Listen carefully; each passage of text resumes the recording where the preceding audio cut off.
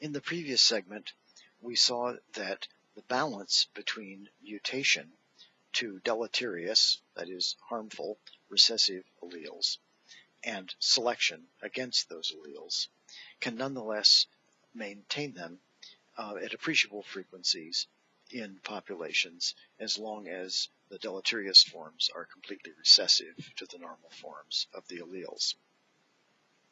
Might some of these, especially the cases of surprisingly high deleterious allele frequencies, be explained by compensating beneficial effects that those alleles could have had, for example, in the heterozygotes in the past, or perhaps even in some environments today? Cystic fibrosis is a good example of this possibility. It's a horrible disease that is caused by homozygosity for broken alleles at the CFTR locus. Heron and Freeman do a good job of explaining the biology of it. These are two figures from the textbook showing the phenotype in the lungs. And this is a complicated but very informative histogram showing some of the very many different mutations that have occurred and are still circulating, mostly at low frequencies, in the human gene pool. But a few of them, these taller bars, are actually very frequent. This is a logarithmic scale of frequency, so it distorts the impression of it exaggerates how common these rare alleles are, but the rare ones are nonetheless present. Roughly 1 in 2,500 newborns of European descent is an affected homozygote and develops cystic fibrosis as a result. So the combined loss of function allele frequency would be expected to be the square root of that homozygous genotype frequency. That would be the square root of 0.0004, which is, as it happens, 2%. Assuming effective lethality, which was certainly true in the past for the homozygous carriers of these mutations, this would require quite a high per gene copy per generation mutation rate, something like 4 times 10 to the minus 4th, which is definitely at the upper limit of per locus mutation rates that have been documented to date. But in fact, pedigree data suggest a loss of function mutation rate at the low end of the spectrum for human genes, something like 7 times 10 to the minus 7th, or if you round up, perhaps 1 times 10 to the minus 6th, 1 in a million per gene copy per generation. But that is at the low end of what we usually see. So our model from the previous segment completely fails to explain this 2% frequency of CF mutations. So what's going on? Could the heterozygotes sometimes have an advantage? A mechanism that has been proposed is resistance to typhoid fever, which is caused by Salmonella enterica typhi, a particular strain of Salmonella. And there is some evidence in support of the typhoid fever hypothesis. Perhaps the most convincing are these lab studies of cultured mouse cells into which the most common of the CF mutations has been engineered.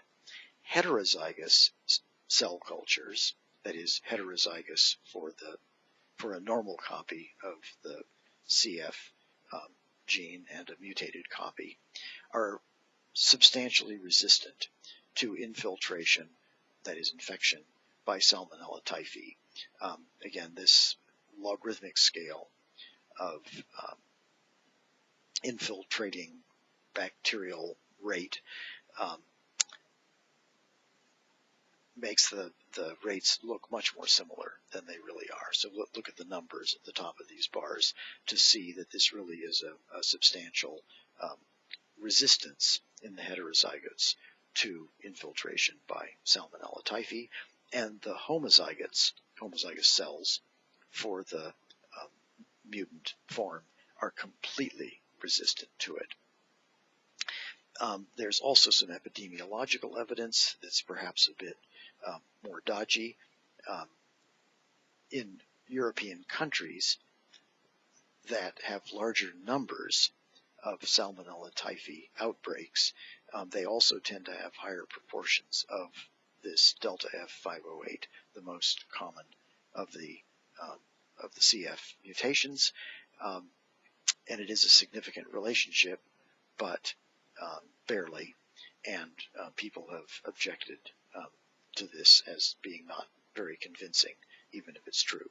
So we'll pass by that, but in any event, it's a reasonable hypothesis that a sometimes benefit in disease resistance may help to explain how these alleles got to be as common as they are. In an outbreeding species, we expect every individual to carry quite a number of serious, even lethal recessives. We showed before that 1 in 500 individuals would be heterozygous under our simple model assumptions for a lethal deleterious allele at any locus where the mutation rate was as high as 1 times 10 to the minus 6th per generation. How many such loci might there be? Well, we don't know exactly, but there are, well, maybe not 25,000 genes, but something like 20,000 in our genome and that of most mammals. Suppose 10% of them, maybe 2,000, are subject to lethal deleterious mutations, then a typical individual would be heterozygous for a lethal recessive mutation, would be expected to be, at about 4 such loci, or 5, perhaps, if we go with the upside estimate of the number of genetic loci. But regardless of the exact numbers, which we don't know, inbreeding would greatly increase the low level of homozygosity at such loci. We'll go into that later, but I think you're all aware of the reason why we're not supposed to marry our cousins. It's because it will lead to increased homozygosity, and that will include at loci where our family is carrying around a lethal recessive gene in heterozygous state in most of us.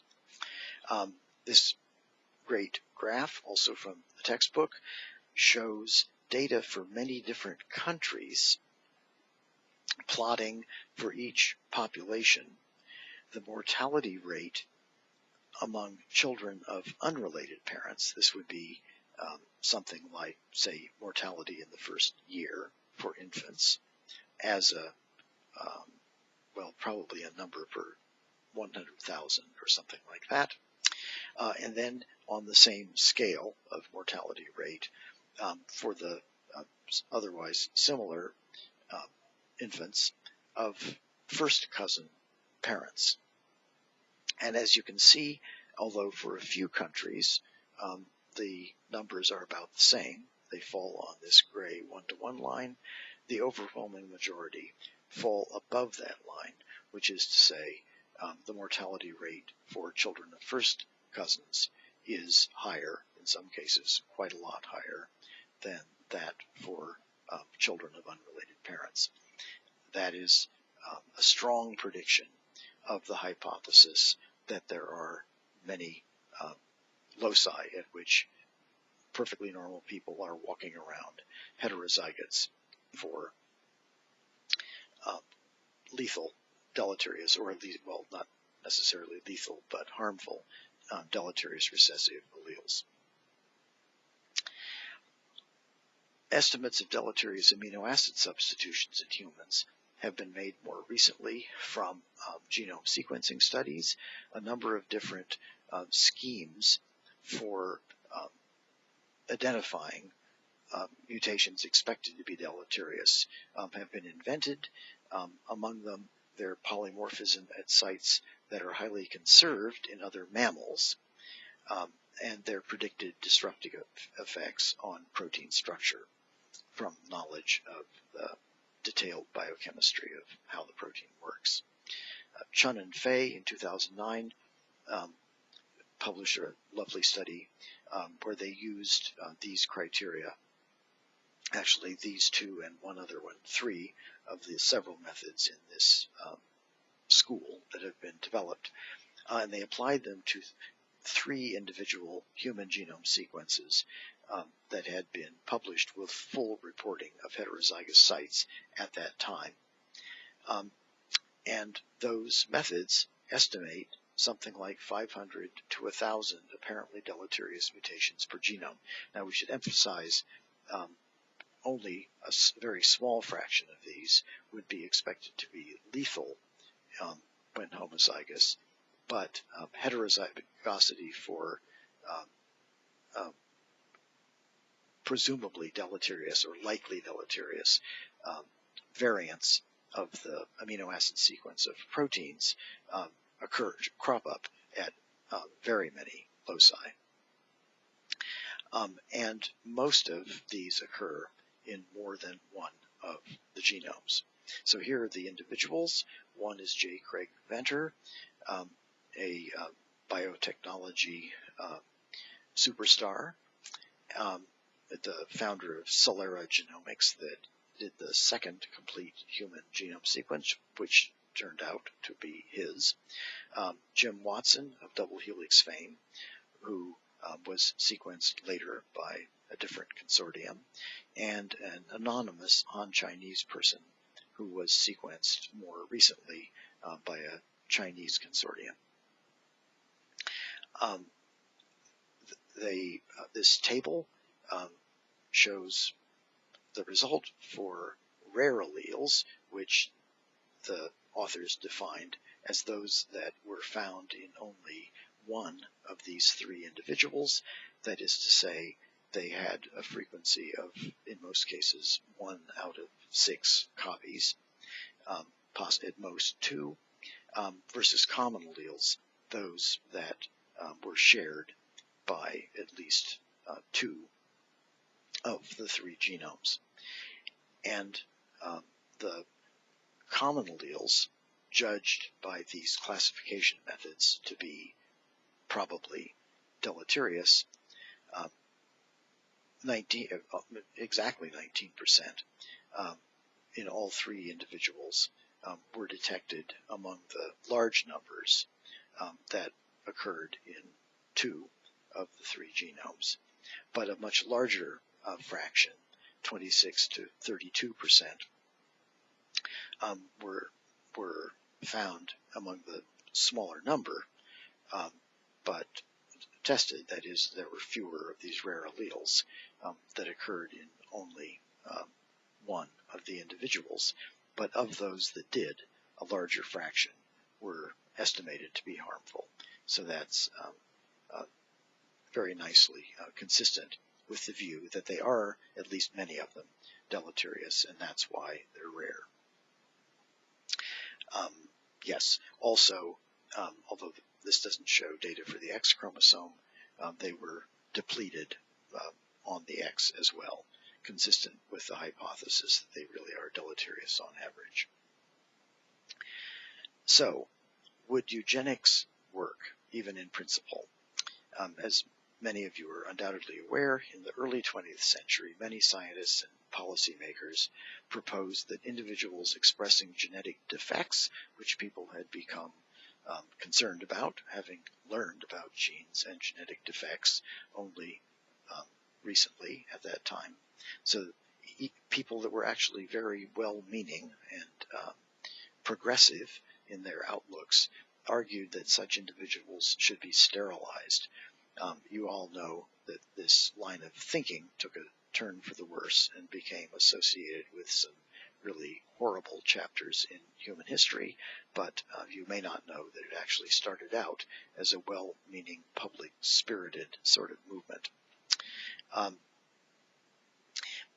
Here's the problem, but leaving aside the political and moral angle, which is itself quite serious, the practical problem is that in most cases the defects are recessive, as we saw before.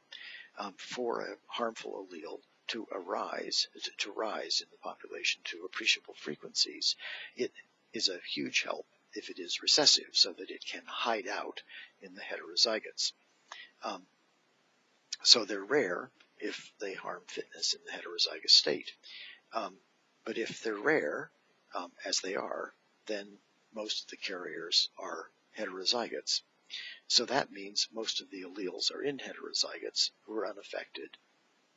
So if you sterilize or even kill the carriers of such alleles, that is, those who express them in homozygous state, killing the homozygotes will do very little to reduce the frequencies of the deleterious alleles, because most of the copies are in heterozygotes.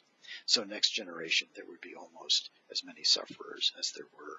This generation, the bad allele would be nearly as frequent, and so your expensive and controversial eugenics program would actually not even work in achieving its stated objective. And we'll have a quiz question for you on that. So we'll stop here and then pick up with the last part of this lecture after a break.